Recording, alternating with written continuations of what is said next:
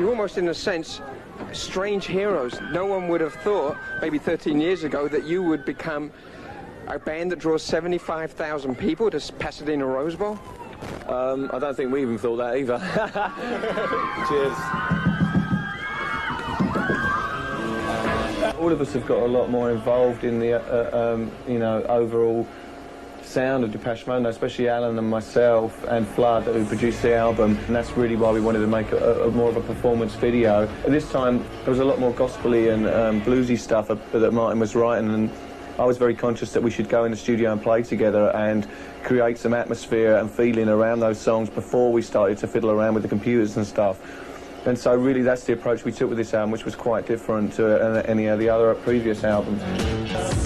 I think I was losing focus a little bit towards the end of the Violator tour because it was all just getting a bit too much.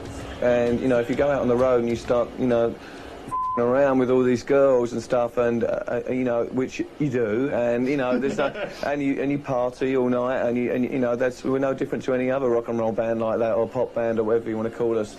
I wasn't really enjoying it anymore, that side of things, and felt really bad about it, because going home to you know, your wife and your kids or whatever didn't make you feel too good. I decided to, and also I fell in love, and packed up again. Well, actually for the first time, to be quite honest, and.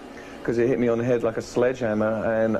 Same woman or different woman? Oh, different woman, a different woman, and who I love very much, and I went off and tried to start my life again, basically, and refocus on what I really wanted to do. And it's funny, because people don't, you know, a lot of people just, you know, assume you're some kind of robot, and you go when you're in a band, and you don't have any feelings or emotions or a private life, you know, yeah.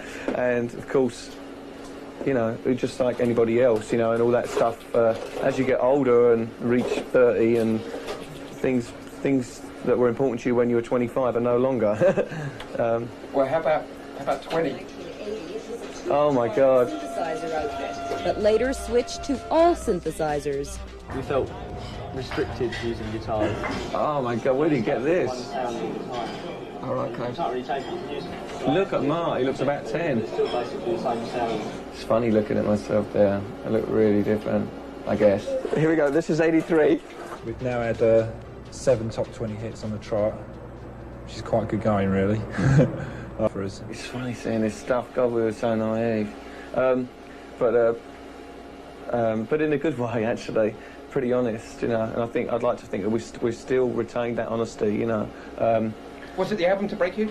Construction Time again. What was really interesting about Construction was it's the first time where Al was in the band, and he was very much involved in the recording and stuff, and also we just discovered sampling.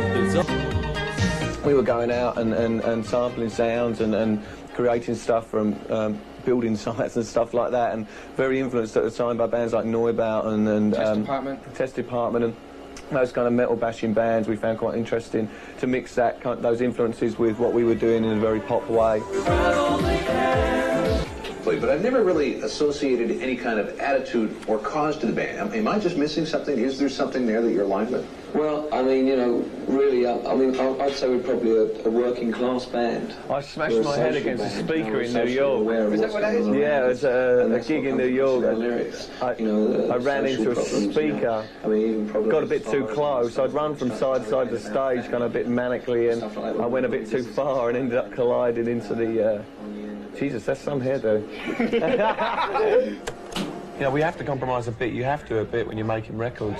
If you want to get your record played on the radio, you have to do certain things. But, you know, we've always been slightly on the edge, I think, of not being that commercial. You know, I think we were very sort of, we have a very sort of cult live following that seem to come out and want to see us all the time. I know, some of that stuff saying, what a bunch of crap. It was actually my idea to do it at the end of the tour, and to play a big show in California, and the Rose Bowl happened to be it in the end, but everybody was very nervous. I think after the first week, when we sold 40,000 tickets in about 5 days, everyone stopped getting nervous.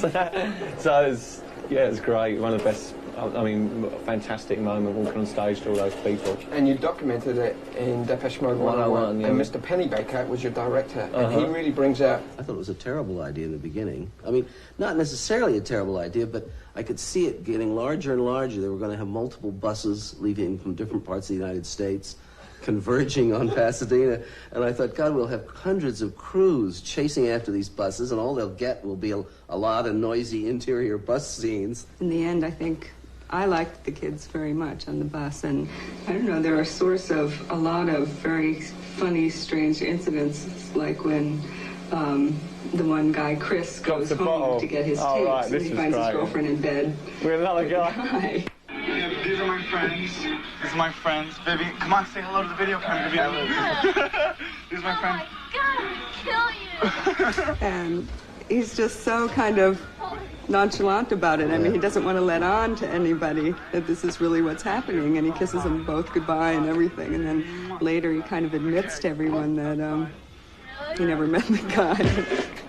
Can you believe that? Poor bloke. It was more important to him to be in Depeche Mode's movie than to protect his girlfriend or stop this stranger. I think so. At the time, you know, it was like, I mean, you know, come on. I mean, if you was like offered a chance to travel across the States on a bus and everything's paid for you and you're looked after and you can have a good time, I mean, I'd f***ing do it, wouldn't you? In 13 years, it's not only been a quest to become a successful pop band, but also there's almost a spiritual quest here, and in fact that's underwritten by the title of the new album, Songs of Faith and Devotion.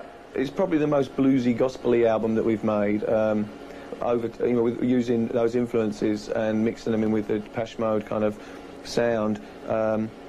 So I think in that way there was suddenly, for me personally, I found those kind of that type of writing very inspiring and kind of lifted me out of the depths of hell that I felt I was in at the time. It was like an exorcism for me, really, the making of Songs of Faith and Devotion. But I've come out the other side, and I feel really happy now about it. And that's all you can do, isn't it, in this life? Yeah. Try and stay happy and have a good time.